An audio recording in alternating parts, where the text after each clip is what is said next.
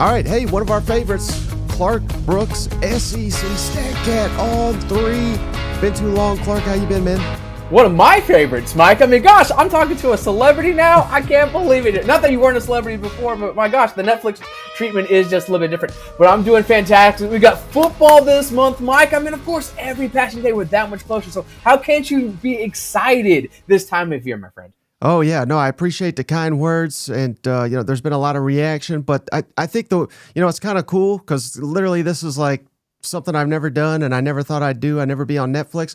But like the number one thing is like, damn, you're fatter than I thought. I'm like, no, come on. It's like a high and a low. I am down about 20 pounds since the filming of that. But yeah, I got a long way to go. Well, it's like to say the camera adds 15 pounds. And having worked in local news, I can attest that axiom, whatever the word is, that definitely does play out, especially with like if people still have those square TVs. Yeah. You are F. You will come out looking like a box no matter what you do. All right, so we got you all to talk football. We're going to dive into it, but I got to pick your brain on this because I know you're a big film buff like myself, and we got two. I don't know if they're classics. I want to ask you. We originally they were classics. Of course, I'm talking Happy Gilmore, the original, and they have since rebooted the Naked Gun series. I know you've seen them both. Happy Gilmore 2, the new Naked Gun with Liam Neeson. Can you share your thoughts? Is there a better one? Can you even pick apart between those two? Two completely different types of quote-unquote reboot sequels. Legacy is how you want to call them. One is more of like a pure comedy. One is slapstick and just jokes a minute. I would say if you're asking me which one is better, the Naked Gun sequel gets the overall quality. Now, this is not a film full of haymaking jokes where you're just gut-busting laughing, but jabs throughout, and you're going to be bruised by the end of the night. This guy's going to rack up points just hitting these body blows. So, yeah, jokes a minute. The puns are there. There's a lot of sight gags. I thought the plot was okay enough, but big surprise, Pamela Anderson. Yes, she made me laugh out loud. There's one part in the middle of the movie involving an inanimate object that I'm not going to spoil for you all, but let's just say this menage a trois was terrific. It just was one of the most out of the woodwork types of jokes in the entire movie, and it was just a fantastic sequence. Of course, it's directed by a Lonely Island alum. Seth MacFarlane's behind it, so I would give it a solid 7.5 out of 10, just because there isn't a whole lot of gut-busting actions. But look, I crave happy experiences, leaving the theater happy. I have had too few of those experiences of the last decade. I left the theater with a smile on my face, so I cannot complain there. Now, Happy Gilmore 2. This is like a 6.5 out of 10. Still, if you were to, pin me down and say thumbs up, thumbs down, thumbs up. I thought the Happy stuff was really good. I thought the John Daly stuff was really good. I thought Happy's idiot sons were fantastic. But same time, shoehorned so many cameos, needless cameos. Really, if you snip that 20 to 30 minute portion of the movie out, I mean, really, you're not really losing anything with the plot. You're really not losing that much gag jokes. You're just getting, memeable, shareable types of content, which, okay, let's leave that on the cutting room floor. You get that runtime closer to an hour and a half, that puppy's really close to pretty good territory, as opposed to just being all right. But I like the Happy stuff. I like the gravitas. I was just unpleased as anybody with that key death in the opening sequence. Spoiler alert! But of course, the original had something like that, so we really can't complain. We didn't bitch too much when Happy's dad died, so if it has nothing really to do with the ongoing plot, except for being an underlying emotional arc and way to ground the character, I'm fine with it. I had enough LOLs to make it a worthwhile experience. Now, will I be revisiting it again? Probably not. But, I will always cherish the original as one of my favorite movies. Of course, I was 8 years old when that originally came out. And when you're that young and you're able to recognize, oh, I know that guy from that guy. Well, Adam Sandler was that for me and a lot of things, moving from SNL to that to other things. And of course, people within that universe of his. So I very much cherish the original. Like you guys were saying on your show the other day when you guys were trying to pick out your favorite quote, it's nearly impossible because when you rewatch, you just you just forget how much that movie just packs a punch. So even though the sequel was pretty mid, a C plus, if you will, it's still worth a watch. And yeah, that's my take. One final thing, and then we can move on. But because I haven't seen Naked Gun yet, but are there any O.J. Simpson references? Because I think people forget he was in the original one. Yeah, he was Norberg as a slapstick guy, for whatever he's alleged to do and then convicted of doing, stealing his own memorabilia and all that stuff. There's only one joke. It's the same joke in the trailer, which is a fantastic joke. And it kind of sucks that they kind of spoiled it, but and it's not as tight as the trailer. So it lets that moment breathe a little bit, but basically it's the same joke. And that's the only joke they make. They keep it moving, and they focus on Frank Drebin Jr. Okay. Well, speaking of keeping it moving, let's move to football finally here. And I know you did a deep dive on all these quarterbacks. So I really wanted to ask you about that. But before we get to that, I saw another tweet of yours, and I'm wondering if you're willing to reveal who exactly you may have been talking about. But here's a tweet from Mr. Clark Brooks, SEC StatCat. Catching up, reading camp reports across the SEC this morning, and some teams are bleaker than I thought. Frowny face. Who made you frowny face there, Clark?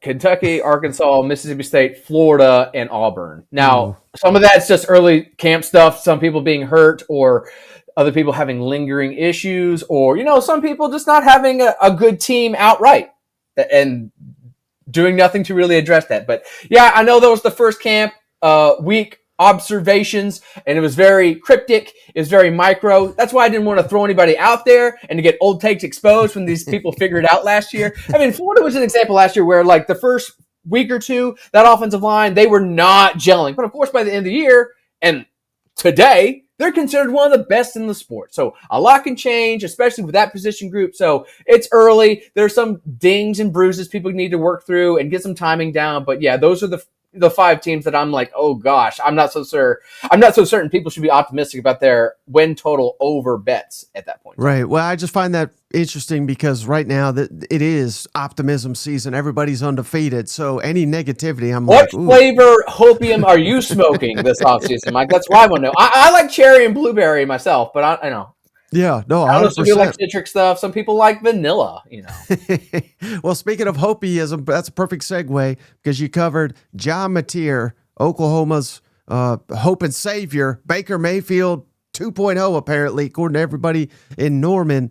What was your main takeaways from studying Baker Mayfield, John Mateer, as you just covered him?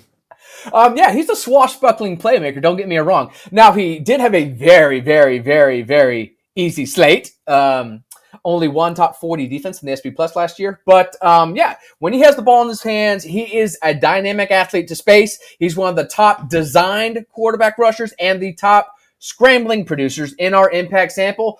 He likes to throw downfield. He likes the big play hunt. So there's going to be some volatility there, naturally. His mechanics are a little bit rocky. He throws from a narrow base. He has that, sidearm kind of swinging gate release, which, can result in some errant passes. He has a fairly high uncatchable pass rate compared to the other impact quarterbacks. Now, to take a step back and to explain myself in this quarterback study, it's basically charting the top 40 or 50 returning quarterbacks against their sixth hardest opponents faced. It's trying to standardize everyone's slate. That's impossible, but at least it kind of cuts out the fat and you're not just having a full slate full of poop states. It's trying to judge you against your heightened competition, because if you're going from playing one top 40 defense, well, you're going to play a lot more of those in the SEC. I guarantee you. So with that in mind, he does have a lot of things you like. Big play hunting, all that stuff. It's just, yeah, even though he was a really good athlete, he wasn't the best sack eraser. And last year, let's remind you, Mike, Oklahoma's offensive line was the worst at allowing pressure. So while there is optimism with a new front office and some new faces up front, that has to be the priority one. Keep him upright and allow him to make plays, because yes, there's going to be some ups and downs, but he's going to be a sure as hell fun player to watch, especially with Oklahoma, one of those teams just craving, viable, just trying to turn the corner and get their head coach off the hot seat. Right. One thing you referenced there, Clark, that I think a lot of people may not realize unless they've actually watched this guy play is just how much he does run the football. I believe the number is 178 carries last season alone. So, certainly you got to believe Oklahoma's going to want to curb that significantly because he's may not survive an SEC, well, specifically their schedule, if he's rushing the ball nearly 180 times this season. But, can you have it both ways? Can he still be effective as a runner? I do think so. Back a little. Even though a lot of his damage was to space, one of the concepts I recommended that they would incorporate more this year, quarterback draws, because homeboy was really good at quarterback draws, especially behind the chain. So if you already know this is going to be an offense that kind of struggles on first down, getting it, in a good rhythm and staying with optimal down and distance, well, this guy can bail you out more often than not. So I want to go to the glasses here and actually read you some stats here, Mike. So again, this is against his hardest opponents faced last year. 7.1 yards per attempt, a 53% success rate, 24% explosive run rate. So those are carries over 10 yards or more gains, and only a 5.5 negative run rate. That is immense bang for buck. They would do wise to keep the ball in his hands in very nice situations, of course, because they're going to have Jaden Ott as well. That's going to be a very dynamic duo, and where he can absolutely do damage if the defense just lets their guard down just for a moment. Mm-hmm. And then I know there's no way to really chart this or anything like that, but just given the fact that he's staying in the offensive system, how much do you think that could really help him in Norman this season? Oh, it's huge. It's huge. I mean, just from the little things, from not renaming a smash concept to something else or whatever they called it in their offense, it's so good. It's like learning a new offense offseason if you have to translate, and just using common points of references, which unfortunately there's not a whole lot of in this sport. So that is, and of course, then you have the person who was calling your plays, telling you these plays. So that rhythm is the same. You don't have to get if someone's a slow talker or a fast talker, you can understand what the fuck they're saying. Hey, it's these little things. And even though the continuity within his new team might be great, within the offensive scheme and the macro stuff and the heady type of approach, it cannot go unstated how important that is, maintaining that year over year, even though you're using a new spot. Mm-hmm. And then another quarterback you broke down, LSU's Garrett Nussmeier. Mm-hmm. Some people have him as a top pick in the upcoming NFL draft, but it's interesting, Clark. I know that's NFL. We're not necessarily sitting here projecting NFL, but I'm kind of surprised how many people are, I don't want to say anti-Nussmeier, but maybe they're just not as big a fan. It's kind of hit or miss. What do you think of Nussmeier after studying him? I like him. He reminds me of Tony Romo, believe it or not. He does the same leftward kind of pirouette, bail out of the pocket move. And if he is as more mobile as rumors are this offseason, saying he might run in the 4.5 in the 40s. If that happens, he's a first round pick if he just maintains what he did last season. Because even though I don't necessarily think he has the best arm, it's kind of like Jackson Dart last year, not in how he operated, but in terms of the skill set he offers. It's kind of like a B+ kind of thing across the board, right? And that's fairly solid. And if you add that hinted athleticism, that's definitely something the pro scouts are looking for, because looking at pressure to sack ratio in terms of how PFF tracks it, he had one of the best in the SEC last year, basically in the single digits. And that's fairly rare from someone who is considered a pocket passer and who beats passes with their arm and not their legs. So even though that is kind of a dying breed, as I mentioned, he is working on getting a lot more mobile. So other things you really like about him, he was fantastic on third down last year in do or die spots. He did. So even though that is another volatile type of breakout year over year, of course, because you can change your down and distance in those situations, basically any given situation.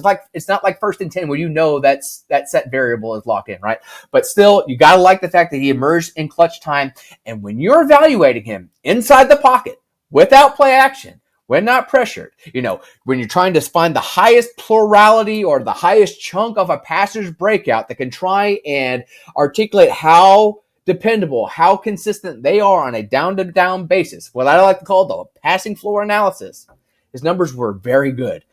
Accuracy good, decision-making good. He's not throwing the ball in the harm's way. So if you can assume that offensive line is going to maintain its high pedigree of keeping him clean, and he's going to obviously, again, add a little bit more value with his legs, you got to love that his best self is still taking care of business within structure. So when you have a very fast receiving core like he's going to have this season, I'm definitely a believer in the upside of LSU's offense and that team in general, just because of how he offers experience, upside, a whole lot of translatable traits, and he's going to have a very speedy receiving group that has a lot of incendiary traits themselves. So, it seems like I'm picking up a little concern given the fact that that it is a retooled offensive line. He lost his steady Eddie tight end to the NFL.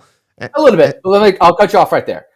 Both Braylon Moore and both Josh Thompson are inside my top 60 impact transfers for this offseason. So I think they are going to do very well. Now, DJ Chester, he was the one person who I thought was an absolute liability. He's kicking over to guard, it looks like. But I still think the interior of the line is going to be fine. It's just, can those new tackles come on? Now, Weston Davis, he's got that high back barrel pedigree. And everyone from LSU staff who I have third-party converse with this offseason, they're very optimistic in them doing things, but still, it's easier said than done. This is an offense that has really struggled to find big gains on the ground when not involving the quarterback. Each of the last 2 seasons, even when Jalen Daniels was here, that was a big shortcoming for them. So looking around the camp and seeing that Durham and some of their young guys are breaking off big runs, that is encouraging, but still, I'm more wait and see with how it regards with that offensive line, even though I am relatively optimistic. Okay. Now, another guy that you studied, I love this guy. I'm very fascinated to hear what you have to say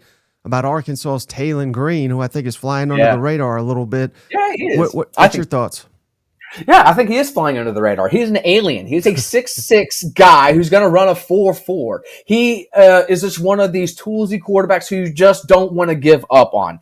And he's coming off a season where he won tremendously in the margin. So in my quarterback impact study, I like to do several breakouts, of course, just to show how's a quarterback doing overall, how's a quarterback doing when he's throwing downfield, how's a quarterback doing when he's under pressure, how's a quarterback doing on true drop back pass concepts without Utah tap passes, RPOs or screens involved, how are they doing on true play actions, how are they doing outside the pocket, and how are they doing in floor situations, and how are they doing in contested situations. So put all that inside, all those kind of superfluous areas. So outside the pocket, under pressure, targeting tight windows, targeting downfield. Taylen Green finished above the impact average. So we know he's a heat seeker. We know he kind of thrives in that backyard ball environment, and he's really good using that athleticism to extend and evade. But he puts the ball into harm's way quite often. So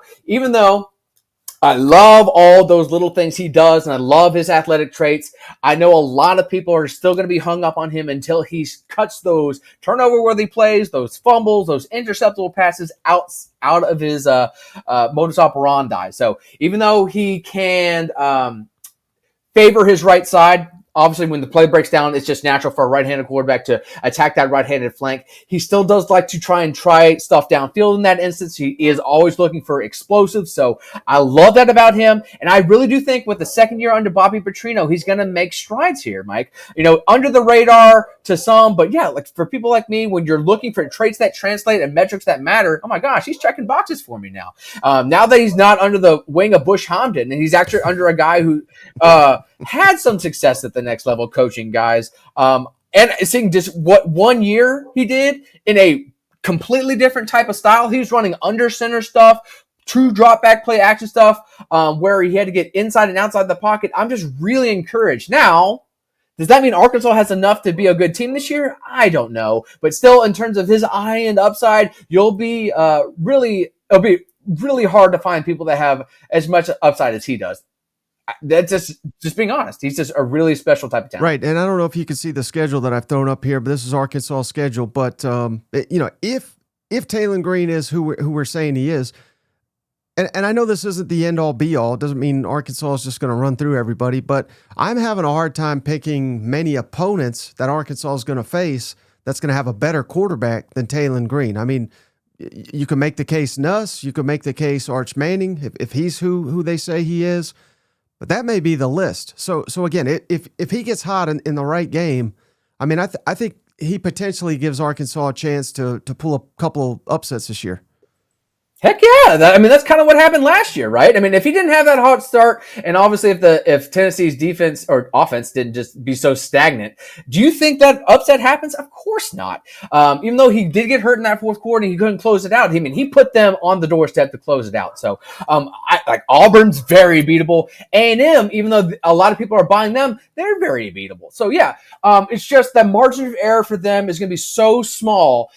And the way, in my opinion, for them to help themselves out is just lean into explosive plays. And that's one thing they were really good at last year. Now that Dan Enos is out of town, they're no longer the worst in the conference in that regard. So I famously called out Mr. Pittman at SEC Media Days. Why did you do this? This is very clearly going to fail. And he called me a country music star. So joke's on me, I guess. But I really think that Bobby Petrino is very underrated. Actually called out Andy Staples, colleague, good acquaintance of mine. So when he unleashed his top 10 offensive coordinators, play callers in the SEC, he left out Bobby Petrino. I was quick to whisper that Arkansas had the top success rate and explosive play rate in the SEC last year. So even though scoring wasn't necessarily optimal, they were winning down and down, and they were getting chunk gains, and the play calling was very much on point last year. So again, another year in that system. I really think Taylen Green could be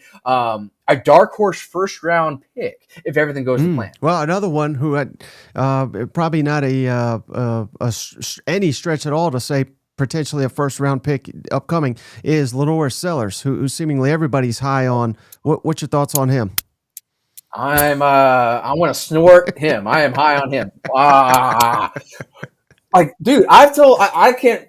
It's just distill that Clemson game into an ether. Let me smell that every day. Get out of bed. I'll have no bad days. So I don't know. Some people who are analysts at the next level claim he's an inaccurate passer. I think that's a little bit unfounded, especially in the games I charted. Of course, I chart every single SEC snap as is, but even focusing on the games against his hardest opponents, he had one of the more optimal, adjusted, uncatchable pass rates. So what does that mean? If you're admitting throwaways, what's the percentage of his passes that have an opportunity to be caught? He was fantastic. And then looking at depth-adjusted accuracy, that applies more weight depending on how far a pass travels beyond the line of scrimmage. His was one of the best, if not the best off the top of my head, in the entire group, including 44 passers. And let's remind ourselves, what conference does he play in, Mike? Is it the one that's had the most draft picks over the last 20 years? Yes. It is. So when you're also looking at his run stuff, so he was top 10 in broken tackle rate, and he was top 5 in broken tackles by volume. He's a freaking quarterback. He's just got the thing. He's got the juice, dude. What do you want me to say? You can tell how South Carolina's script evolved towards the end of the season, where they were using him more as a design runner, particularly on quarterback pin pulls until the boundary where he was not doing a read. He was the primary option. They wanted to use him as a battering ram. And again, looking at explosiveness, despite moving backwards on over a tenth of their play for the fourth straight season, talking about South Carolina's offense, they beat the SEC average in providing explosive plays, largely because of his playmaking ability. So yes, he can be a little prudent. He can hold on to the ball a little bit too long, but in terms of just like jaw-dropping traits and people, not to just completely backtrack on my Taylen Green sell, but in terms of like premier guys, LaNorris Sellers, I think, has the consensus of that, as opposed to Green, who's a little bit more under the radar on the consensus. Yeah, I don't know if you know Brooks Austin. We met with him at the film guy at SEC Media Days, and he said something that I never heard someone compare a quarterback like this, but I thought it was interesting. He says LaNorris Sellers reminds him in the open field of Ashton Genty from Boise State. So I'm just kind of curious. I know that those are not your words, but I'm just kind of curious your thoughts when you hear a comparison like that. His words, not mine. No. The contact balance stuff is pretty on point. He's got premier contact balance. And so that's just like basically taking hits and not falling down or getting knocked back and maintaining your forward inertia. Very good at that. Another old school way of thinking that he runs with his shoulders over his knees. So like, he leans forward, Right. he's not getting knocked back hardly ever. So another open field comp I've seen from other people call him Jalen Hurts. How do we think about that, Mike? Even though Jalen Hurts, notably 3 inches and like 20 pounds lighter than LaNorris Sellers. What do you think about that for a style of play comp? I mean, I guess I could see that a little bit, but I still think of LaNorris Sellers as I know it's bold to say because the guy just won the Super Bowl, but I think he's a better passer than Jalen Hurts. Oh, really? Oh, my gosh. Well, I kind of lean into that for this reason. Because Jalen Hurts is a smaller passer, even when he was at Oklahoma, this is something that jumped off the screen to me. He was a hesitant thrower who lacked anticipation. Obviously, it's a lot easier to anticipate something if you can see it, right? So if you're a short guy and you're playing behind these big behemoths and you have to look and bob and weave and try and find stuff that works, you might be a little bit slower to release the ball or more inclined to break rank and get outside the pocket where you can see. So they both kind of do that. Even though LaNorris Sellers is taller, he doesn't have that rhythm down yet. So even though they are kind of different passers in terms of build for me, I kind of give my comp a little bit more juice to that. But at the end of the day, if he can be a Randy Cunningham type or a pre-hurt knee Dante Culpepper, oh my gosh, sign me up for this guy's upside. All right, then one more quarterback I wanted to ask you about, Clark, and we don't have to go a super deep dive because my audience won't 100% care about this guy and his potential. But I'm just looking at the. Shame on them. All quarterback talk matters, kids, because you're going to want to know this come April. So go ahead and skip the line and get some nuggets from old Clark. I'm looking specifically for the opener, and I'm talking about Baylor quarterback Sawyer Robertson. Oh. Who many SEC teams, including, if you believe, Auburn, was trying to get away from Baylor. That they open, of course, against Auburn. How big of a threat is he for this Auburn defense? I tell you, the cast of net that Auburn claims to have pursued in the transfer portal in terms of their quarterbacks makes no sense whatsoever.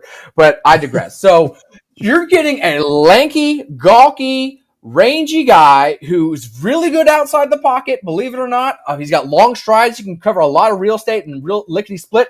But that length is apparent in his entire operation. So what does that mean? He's got a long wind-up release. Long wind-up release can result in errancy. And, of course, if you're a ravenous pass rusher, you can smack that sucker and create some turnover-worthy plays. So accuracy is a little bit of a concern, but he is a downfield-oriented passer. He will lean into explosives, and he's not afraid to take what the defense gives him as well. So even though there's some decision-making questions and there's some ball placement questions overall, he's definitely someone like Taylen Green who might surprise people and just jump up draft boards this offseason because he checks boxes in terms of being, that traditional build. He's a 4-star pedigree type of guy. He likes to throw downfield, and like I mentioned, he's got some very underrated athletic ability outside of structure. Mm-hmm. Okay. And then one other one I saw you comment on. We haven't hit on Missouri. They just extended their defensive coordinator, Corey Batoon. What was your thoughts to that? Premature.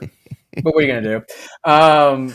That's a bit premature. So, yeah, they're below the SEC average. I had to tweet out. I'm sorry I wasn't prepped on this or else I have it ready to rock. But, yeah, they were below average in a lot of deals, including first down touchdown rate and explosive pass or explosive. I think that's the second time I've done that. Explosive play rates allowed in SEC play. So, yeah, I don't care how much you can beat up on Boston College or Southeast Missouri State. If you're allowing Auburn or you're allowing South Carolina or Texas A&M or Tennessee to be better than an average offense against you, why do you want to continue to do that stuff? Mm-hmm. No, I feel you. I mean, we're not saying he's bad. I think this will be the year that kind of determines that. Oh, for sure. I mean, while NFL might be for not for long, we need to develop an acronym for the SEC, meaning, it's not for long as well. We got to do a little bit clever, more prepped example of that. I know that was kind of sprung on me. I wasn't ready for that, but yeah, not for long. I mean, we've seen people, owed a lot of money be sent to the unemployment line in this conference, and that's beyond just positional and coordinators. So while that extension is nice to have, it doesn't really mean much if much of the same continues. Right. Hey, all right. Final two things for you, Clark. Really appreciate your time. I don't even know if you put these out or anything like that, so we don't have to do these if you don't want. But have you made any playoff predictions, and specifically SEC, the teams that you're kind of most confident can make the college football playoff this year out of the SEC? Okay, now how many bids am I giving out, Mike? Am I giving my automatics, or am I saying like our at-larges are going to count here? Because I think we're going to get 5 this year. Oh, yeah, baby. Give me all 5. I think we're going to get 5.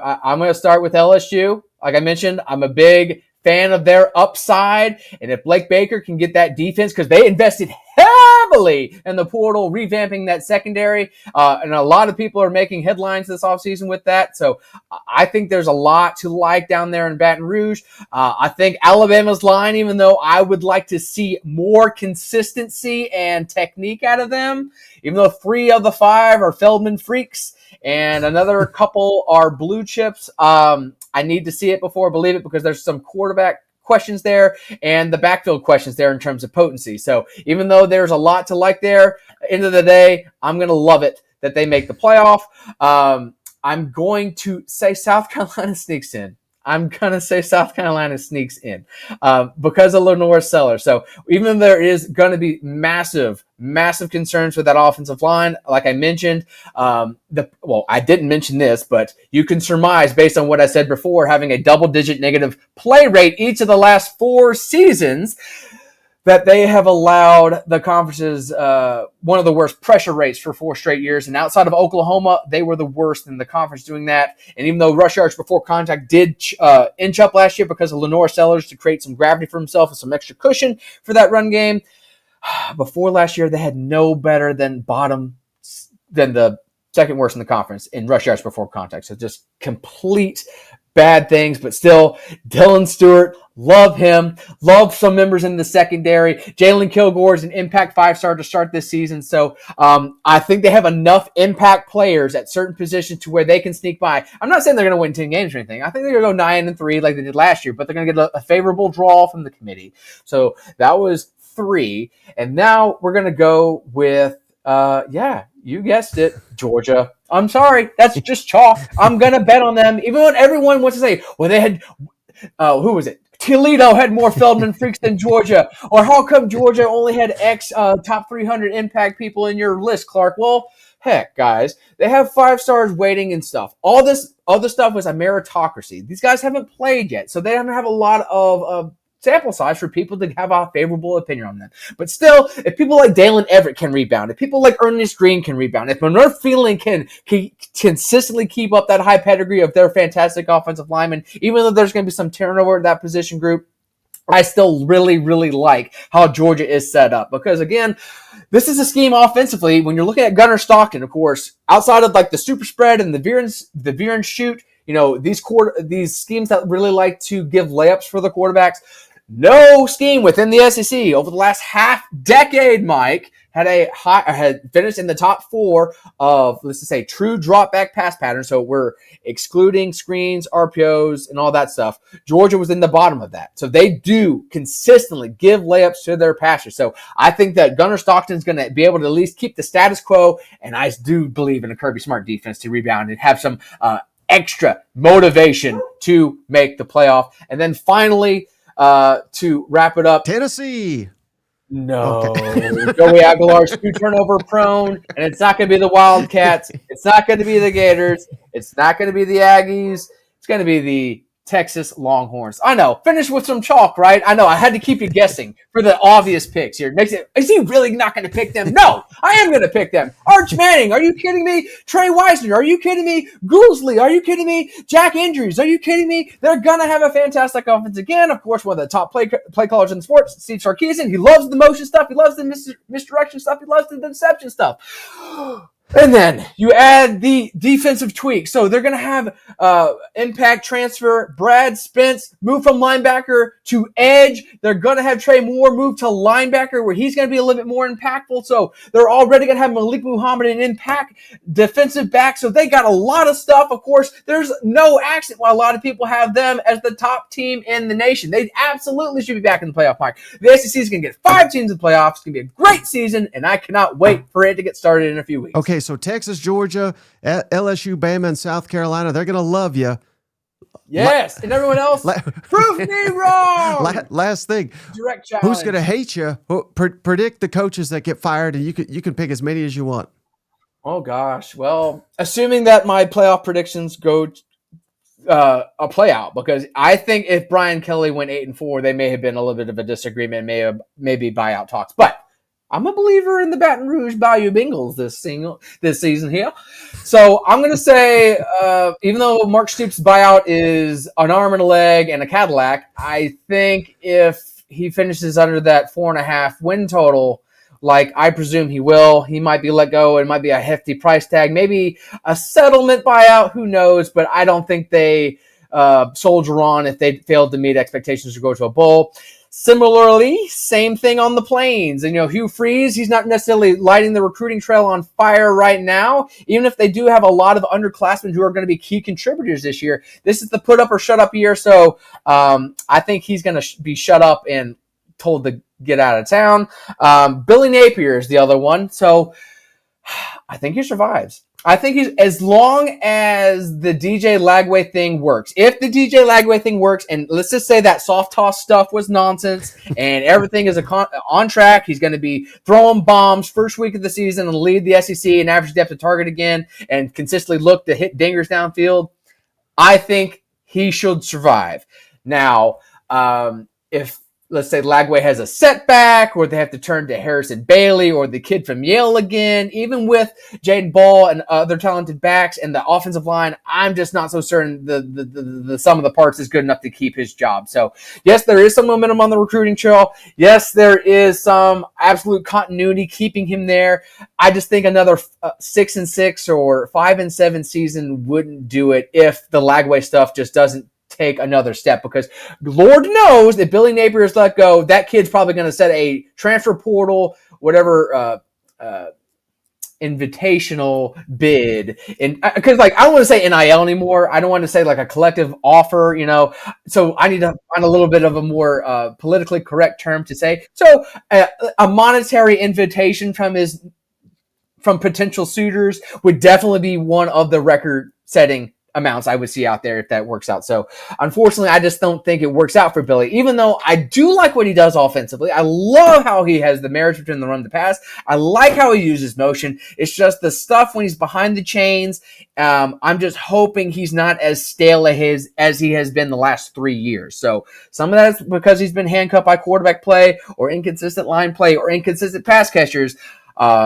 I think he has the juice this year to do it, but again, that's a lot riding on DJ Lagway if he stays healthy. I'm just not so certain that happens. Well, Clark, I can't thank you enough. And after all these nice things you said about LSU, I'm sure you're more than welcome to join the family. But for our family, our cousins, let them know how to follow you and find your work before you take off. Yes.